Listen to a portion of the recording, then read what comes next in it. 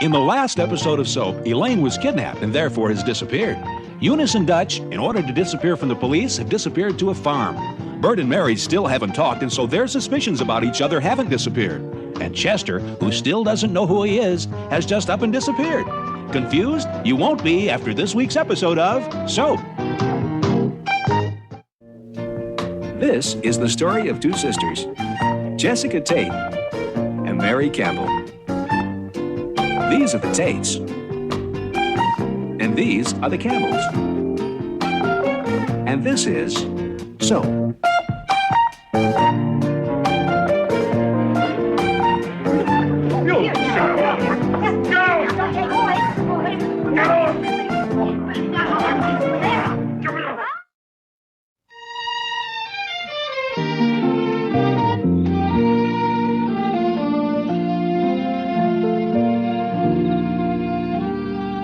We have your wife. Don't call police or you'll never see her alive again. You will be notified of our plans. I can't believe it. I just can't believe it. I mean, why would anybody want to kidnap Elaine? The money, Bert. They do it for the money. Danny, I know that, but why us? We don't have any money. There's only one thing to do. Well, who are you calling? The police. No, Ma, we can't call the police. Didn't you read what the note said? Do not call the police. Danny, come on. What do you expect them to write? We've got your wife. Please call the police. Hey, what is all the racket in here? Do you guys know what time it is? Chuck, there's a reason why we're all up. Yeah, well, this better be good. Elaine has been kidnapped. And? And? What do you mean, and? How can you say and? Come on. Read.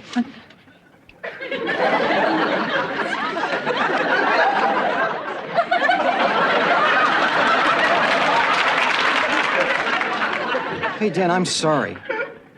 Listen, why don't I go down and make us all some coffee or something, huh? Good idea, Chuck. Hey, listen, don't worry, Dan. I mean, after a couple of days with Elaine, they'll pay you to take her back. Danny, we have got to call the police. Wait a minute. Wait. Hello? Mr. Lefkowitz, it's Elaine's father. Mr. Lefkowitz, I'm afraid that I have some very bad news. We have a little... No, business is good. What? Hey, it couldn't be better. That's all right. Mr. Lefkowitz. Elaine. That's terrific! Good old Reggie. Reggie who? He put the Yankees in this series, made a fortune. Mr. Lefkowitz, this is Danny. Mr. Lefkowitz, I have some terrible news. Elaine has been kidnapped. That is the terrible news. You know? He knows. The kidnappers called him first. How much? $250,000. That's almost $250,000. What? What do you mean you won't pay it? He won't pay it? But she's your own. No, but Mr. Lefkowitz. No, but. Listen, you rotten scum-sucking pig. Come on there! Listen.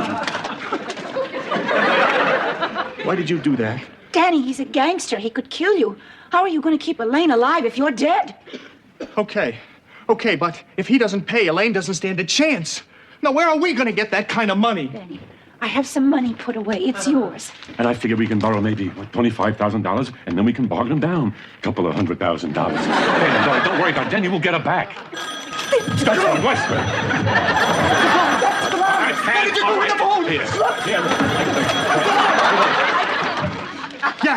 Yeah, this is him. It's them. Paper, pencil. Come on.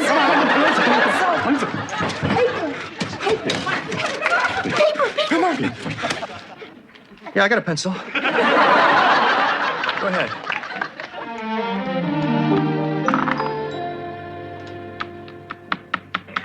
Boardwalk. I don't want it.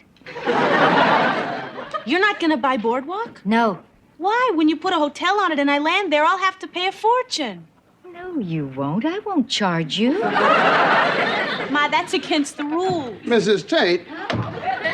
Mrs. Tate, what is going on here? Monopoly. No, that's not what I mean. I'm upstairs cleaning your bathroom, and a guy walks out of the shower fully dressed. Oh, that must be Detective Donahue. Well, what is he doing here?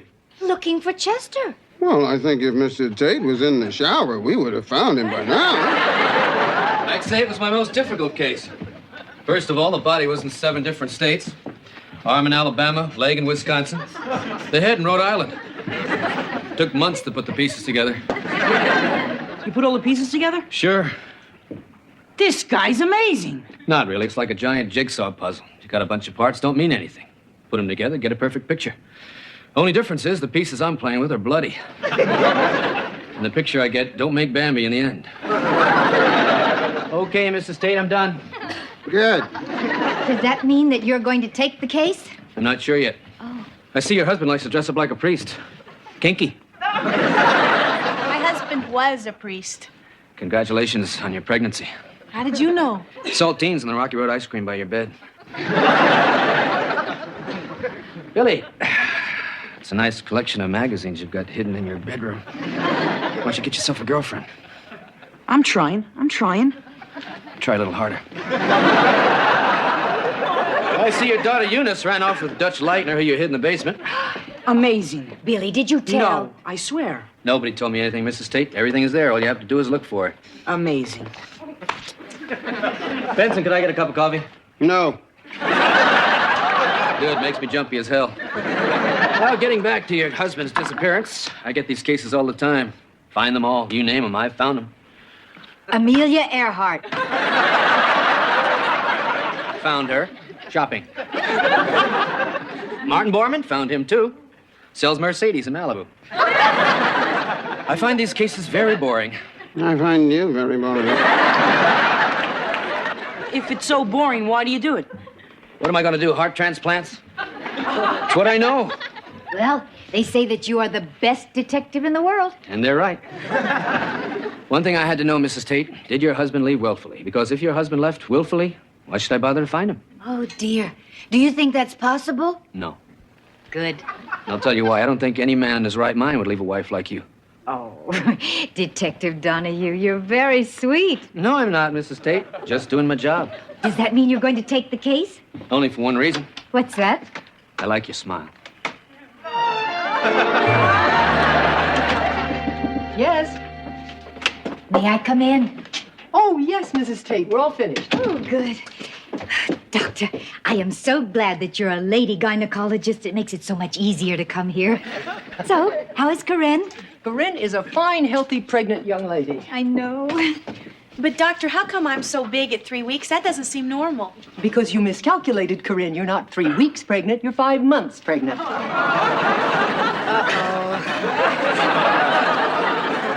But that's impossible. I've only been married a month. I understand, Corinne, but nowadays lots of girls have sex while they're engaged. Not if you're engaged to a priest. Do you mean to tell me that you and your husband never had sex? Never. Well, then what about before your husband? When was the last time? Well, that would have been Peter. But I'm not exactly sure when that was. Could Peter recall the date? Oh, I don't think so. He's dead. My husband killed him. But it couldn't have been Peter because he's been dead for over 6 months. Then there must have been someone between Peter and your husband. There was no one. Think, Corinne. Ma, I swear there was no one. There was Peter, and then there was Tim after we were married, but otherwise there was no one. Absolutely no one, I swear it. Well, then I don't know how to explain this. Doctor, perhaps it was from a public bathroom.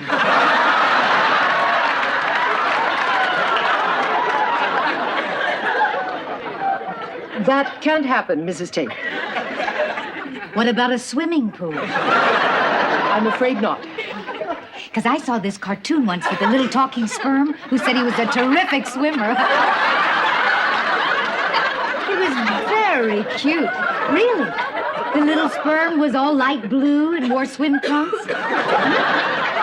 And the little eggs were all pink and had little earrings on. Of course, I don't imagine that's the way they really look. It's not from a pool, Mrs. Tate. There is really only one way to get pregnant. Well, I'm out of ideas. Good. Now, Corinne, if what you say is true, that there was no one between Peter and Tim, I don't know what to tell you. You have the uterus of a normal 5 months pregnancy. Is there anything unusual you've noticed lately? Yes, there is. I know this might sound a little strange, but sometimes I hear humming when there's no one else in the room. And it seems to come from my stomach. Oh, that's hunger, Corinne. I get that too. It kind of rumbles. No, Ma, this is different. This isn't a rumbling. This is a tune. Raindrops keep falling on my head. Maybe Burt Backrack is the father. Oh, dear. What is it? Well, I guess this means I have to tell Tim that I'm pregnant. Well, yes, when you go into labor, I think he's going to be suspicious. But I've only been married a month. How could I tell him I'm 5 months pregnant? Well, Corinne, you'll just have to tell him. I mean, what is he going to say? See ya.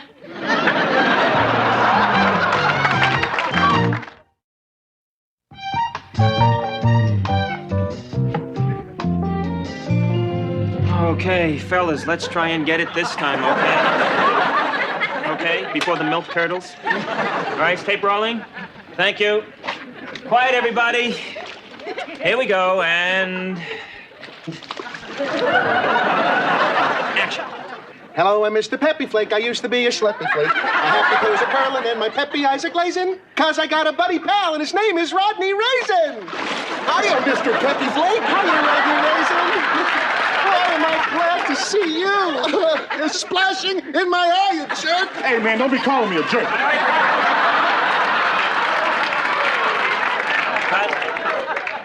Fellas, we've been here since 7:30 this morning. How about it, huh? He's splashing in my eye. Hey, you were jumping up and down. I didn't splash on you. Yes, you did. All right. Hold it. Now, fellas, listen. We're selling Happy Raisins and Peppy Flakes here, and it's not playing Happy and Peppy. Oh, yeah? What's the problem? Seems to be a little too much hate coming through. Seems to be dissipating the Happy and the Pep. You know what I'm saying? Let's roll tape, please. Now, remember to tap Rodney on the head after you finish the song. He can't hear you underneath all that milk, okay? Mm-hmm. And now give me a little Happy Peppy bouncing up and down. That's it. Good. Use it. Rodney, under the milk, please. Here we go. Don't forget to tap. Don't forget not to splash. Okay. Action. Hello, I'm Mr. Peppy Flake. I used to be a schleppy flake. You gonna pay attention here? Yeah, I'm sorry. Stop tape, please.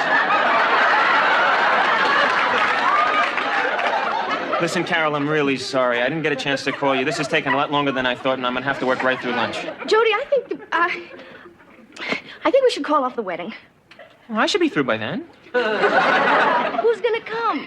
Oh, Elaine has been kidnapped, and Bert and Danny are out looking for her, and Eunice has run off with Dutch, and Chester is missing, and Jessica is worried sick, and your mother is miserable over Bert's affair.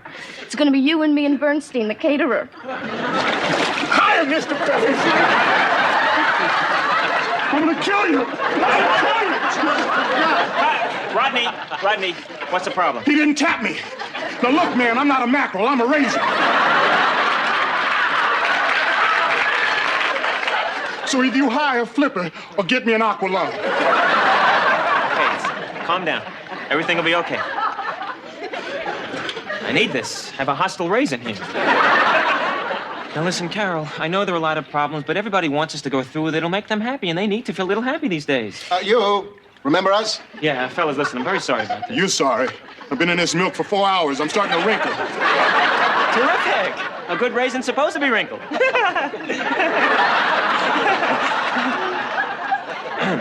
All right, well, let's roll tape, please. Let's get it this time, huh? All right, now listen, trust me, everything's gonna be okay. All right, let's get it, DJ, huh, please? Thank you. Quiet, everybody. Rodney, under the milk, please.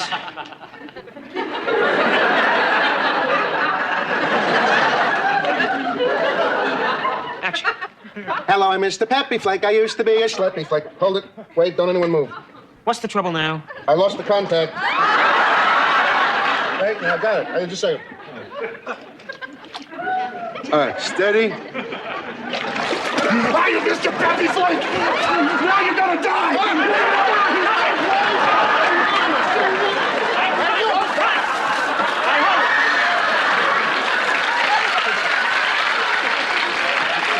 Take 5, everybody. Hi. Oh, just what the cereal needed. Fruit. Carol. Well, what a surprise. Dennis, what are you doing here? Jody, I've been wanting to talk to you, but you never return my phone calls. Get the hint? Look, Coffee, huh? How about a nice hot cup of coffee? Jody, I can't let you just walk out of my life. Dennis, I'm marrying Carol. Jody, I've thought it over. I'll give up football. I'll come out. I'll do anything. I'll tell the world I'm gay. I think you just did. Can we turn that off, please? Thank you. Dennis, it's the way it is. I'm marrying Carol. But I thought if I gave up football, I mean, we wouldn't have to sneak around anymore. Dennis, it We won't could- make any difference. That's the way it is. We're finished. Finished? Finished. Finished. Sounds so final. Okay, Jody. I'm sorry, and I won't bother you again.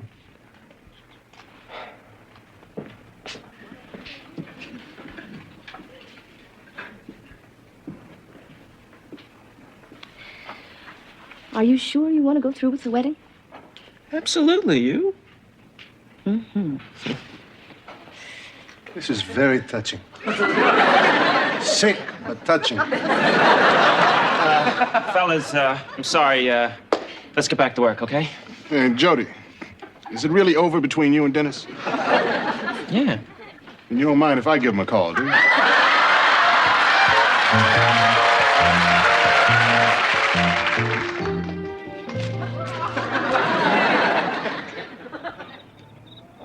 Where are the cops?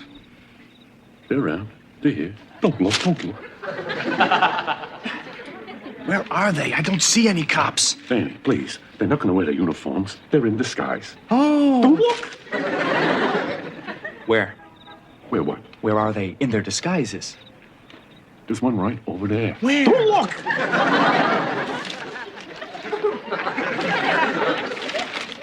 There's no cop over there. There's just an old lady over there, and she's feeding the pigeons. Don't look. That's the cop. It's undercover. I saw it on Beretta. Listen, are you sure we're in the right place? I'm sure. They said the phone booth by the elm tree. That cop still there? I don't think that old lady's a cop. Why not? She just mugged somebody. Maybe the victim's the cop. Maybe.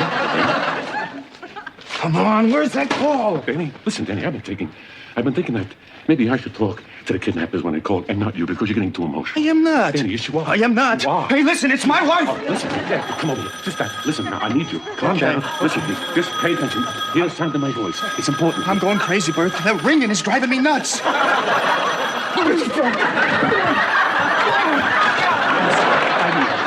you ran right over me.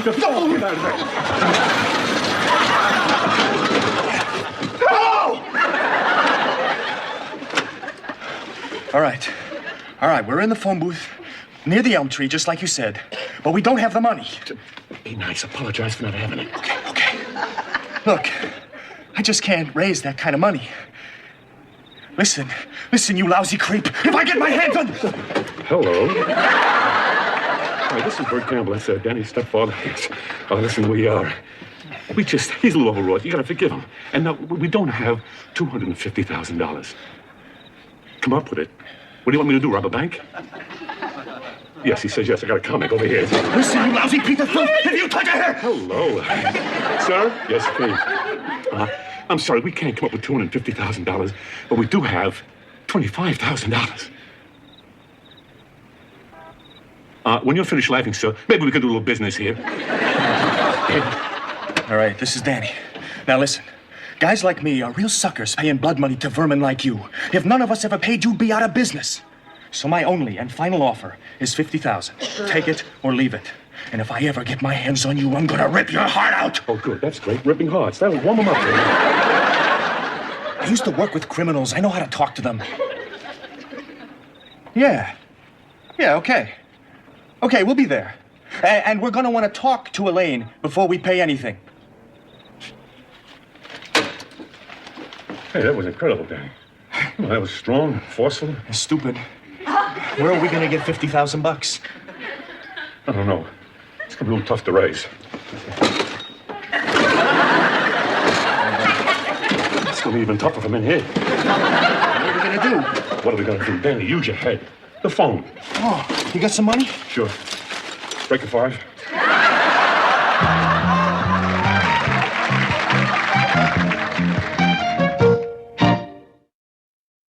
How will Bert and Danny find $50,000? And will they find $50,000 if they can't find their way out of the telephone booth? And if they can't find their way out of the telephone booth and find $50,000, how will they ever find Elaine? What will Tim do when he finds out what Corinne found out, that she is 5 months pregnant? Since they've only been married a month, will he find that difficult to believe? Now that Dennis has found out Jody intends to marry Carol, will Jody find he has second thoughts? Will Detective Donahue find Chester? Does he want to find Chester? These questions and many others will be answered on the next episode of Soap. Soap is videotaped before a studio audience.